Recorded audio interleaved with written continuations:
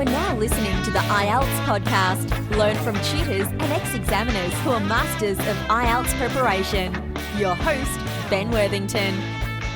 It just wouldn't stop. It kept on printing and printing and printing the entire report.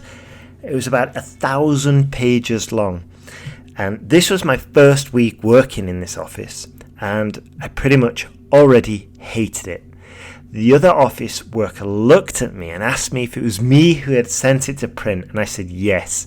She rolled her eyes, and then she explained that her office, the office we're working at, couldn't make it stop and would be out of paper soon. So this is one reason why I dislike officers. And at the end of this tutorial, I'll share the ending to this story. It's quite interesting, actually, especially for those listeners in India. You might smirk at the ending. So anyway, today we're talking about employment. Now, this is similar to the other tutorials we've done about IELTS topics. We're going to cover collocations, viewpoints, ideas, opinions, and sample answers.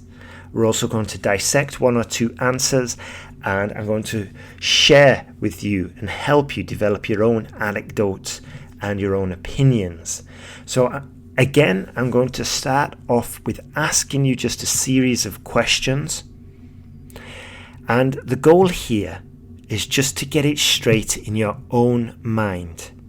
Okay, so there's two things actually. One, get your position clear, because you may have never thought about this before in your life. And once you start explicitly starting to sort of like develop these thoughts and specifically going down like, okay, maybe I am a hard worker. Why is this? It just helps you flesh out your answers and helps you avoid those uncomfortable silences in the speaking exam. And more importantly, when you get this topic in the speaking exam, you're not starting from zero. You've already got some of the data and some of the positions ready in your head. So let's go. As I said, we're talking about employment here.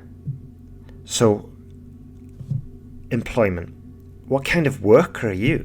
Are you a hard worker? Are you ambitious? Are you goal-driven? How do you feel personally about this topic? Do you avoid work? Do you love working with other people? What makes you happy in the workplace? Now, as I've said before, we can talk our own answers in our head all day long, and we're probably the most coherent, efficient, fluent speakers in the world in our head. So this is why it's good just to pause it and speak it aloud. I remember one student, she wrote out all her answers. Just bullet points, and then she spoke them. But this just gets it all to the front of your brain, so you're not digging around looking for answers when the exam is happening. So what makes you happy in the workplace? Is it office work? Is it challenges? Is it outdoor work? Is it hands-on work? Solitary work? How have you changed over the years? Did you used to dream of an office job and then you got that office job and you hated it? Think about it. Not just the current moment, the current day, or even your current goal.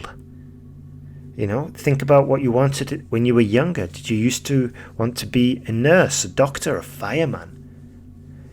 So what do you need in your job? Do you need security? Do you value promotion? Do you value growth? Do you like independence? Do you like teamwork? Do you like working with colleagues? Do you hate your colleagues? And maybe you're not working. So in that case, you can talk about, your fellow students if you're studying. Are you a student? What do you like studying? Do you work better under deadlines, or do they stress you out? Are you a workaholic? Do you think professional lawyers earning £250,000 a year is fair or unfair? Why do some people love work while others detest it? Is work important in your country? Think about these. You do not want to be freestyling on your exam. You want to have at least given it some thought before. Ideally, you've thought about it, you've talked about it, and you're like, oh my gosh, I really love working in order to get promotions, but I can't talk about promotions. I don't have the vocabulary. How do you say pay scale? How do you say career path? All of this special topic, all of this special vocabulary that you'll need in order to answer coherently and at least a band 7 level.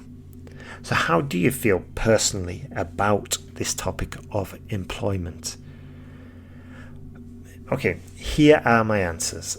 Okay, and as I said before, you can copy my answers verbatim, word for word. You can copy my positions if you've not really thought about it. You can build on my positions. I don't mind. Just get moving, get started with this. How do you feel about employment? I think employment is a great opportunity for us to really work and develop ourselves, but I guess it largely depends on the employer. Sometimes we get stuck with an employer and it's difficult to move. We might be scared about moving or switching jobs. Other times we might have the best employer in the world, really develops our skills, but maybe doesn't pay enough. So I guess to answer your question, I guess every situation is different and it really depends what you're looking for. Personally, I like employers that reward growth and encourage their team to be independent. What makes you happy in the workplace? Well, as I touched on before, for me personally, I love challenges. I love getting results, and I honestly enjoy working independently. I think that's because I'm not a fan of small talk, and I think with less small talk I can be more efficient, and that brings me closer to my goal of getting results. What do you need in your job? To be honest, I just need growth. I need growth and victories. I think I'm quite competitive. I don't value security that much.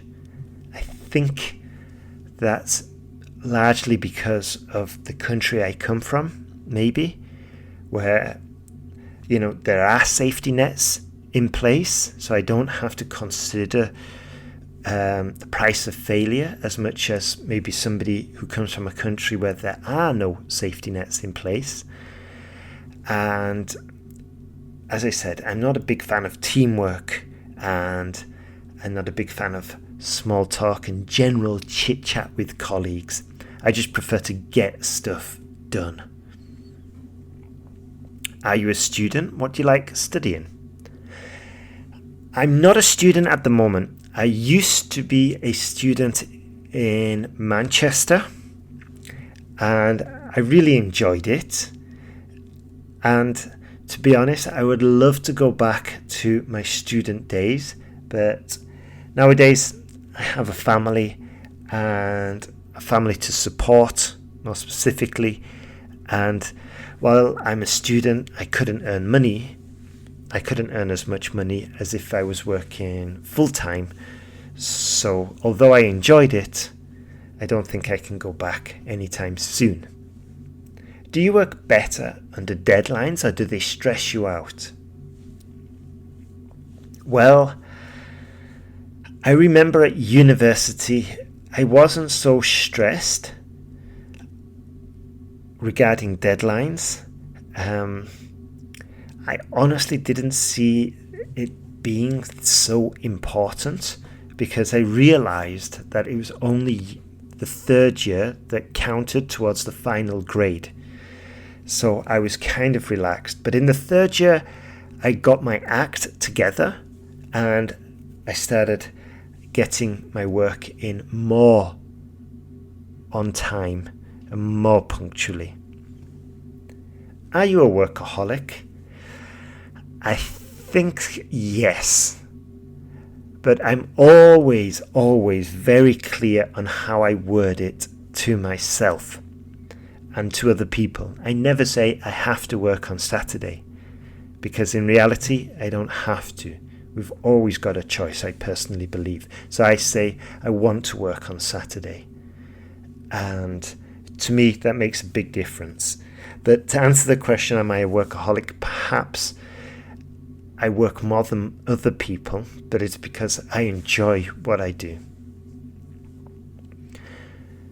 Do you think professional lawyers or certain professions earning over £250,000 a year is fair or unfair? I honestly think it's fair. In my country anyway, which is quite close to a meritocracy. So if somebody is earning that amount, there is a large possibility that they are actually worth that amount. I know that in other countries, people could be earning that amount through less scrupulous ways, maybe through corruption. And in those cases, it's definitely unfair. However, in England, I don't think, as far as I know, there is as much corruption as there is in other countries. So in most cases, I guess it's fair. Why do some people love work while others detest it? This is honestly quite a difficult question for me, because I'm fortunate to be doing a job that I actually enjoy. I get to help a lot of people, and in most cases I get results for them. So I think some people enjoy the work if they are good at it, and other people might detest the job, they might hate it if they are probably in the wrong field. For example, I could imagine a very creative person trying to work as an engineer with so many rules and calculations to obey and follow just as an engineer. I could imagine a creative painter really struggling and hating that job. But I guess everybody's different, and I guess it comes down to finding what makes them happy and then ultimately making money from that. Is work important in your country? Absolutely, without a shadow of a doubt. In fact, it's quite common when you're meeting somebody for the first time in England to ask them what they do. Whereas in other countries, I know that question is just simply not important. There are other values, such as family values, or social, or what were more immediate priorities, like what we're going to do tonight, rather than what is your occupation. So I think definitely work is important in my country. It's a large part of society. So there we go. As you may have heard, it may have come across as being a little bit pro-work, but honestly, I think most of you are probably the same. If you're listening to IELTS, it's because you want to. If you're listening to this IELTS podcast, it's because you're ambitious, you want to change, you want to get to Canada, to Australia, to the UK, and maybe you share similar values, in which case copy paste my sample answers. Right then, let me share a few collocations. These we can use in both speaking and writing answers. So highly skilled, job requirements, working world, public opinion, international community, middle income countries. internship experience, graduate experience, qualified graduates, increased education, equally beneficial, multicultural society, equal rights, unemployment problem, and so on and so on. Again, as I said before, you're better learning these in context.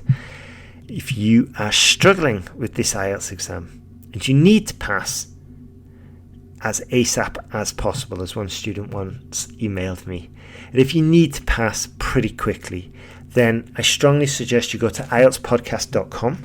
You can sign up there. We've got a new series of emails. You'll get a lot of help to enable you to pass faster.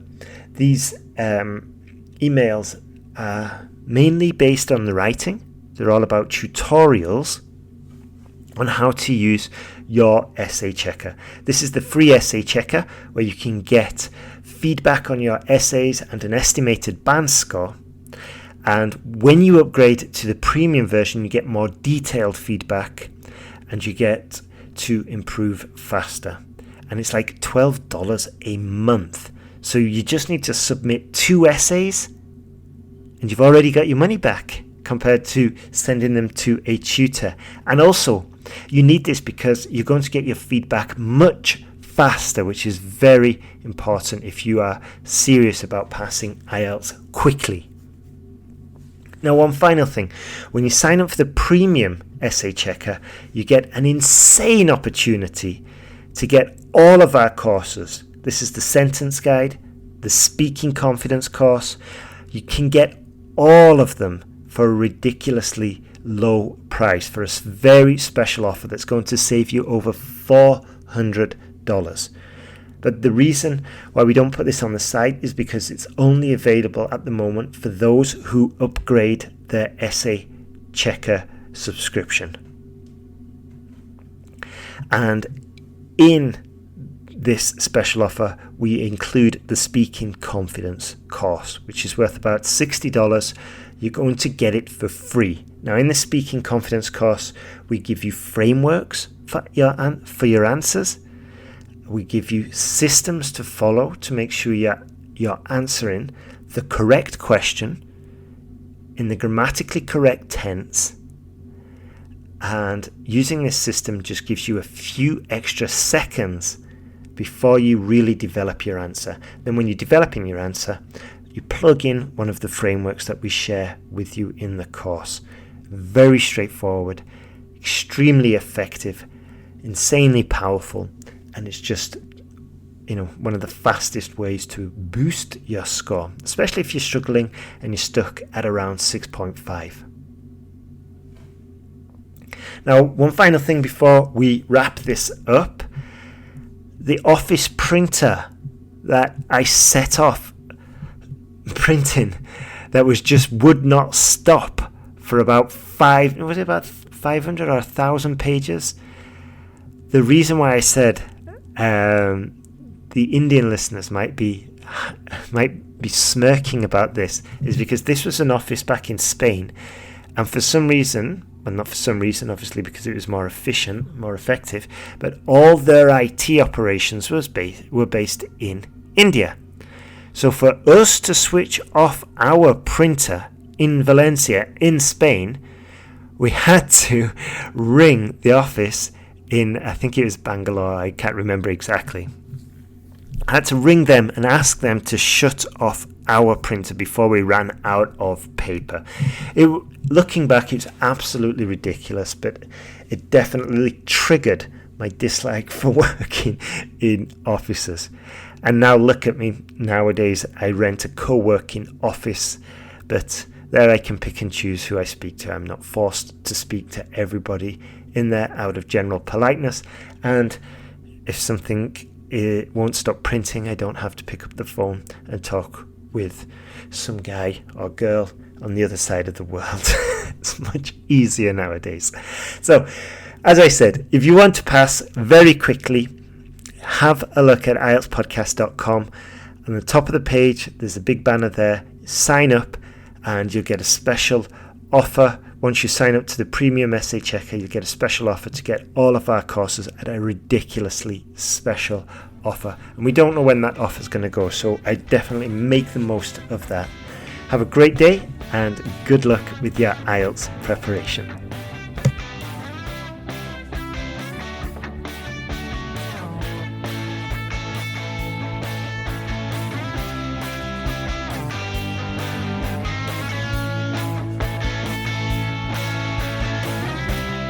Thanks for listening to IELTSPodcast.com.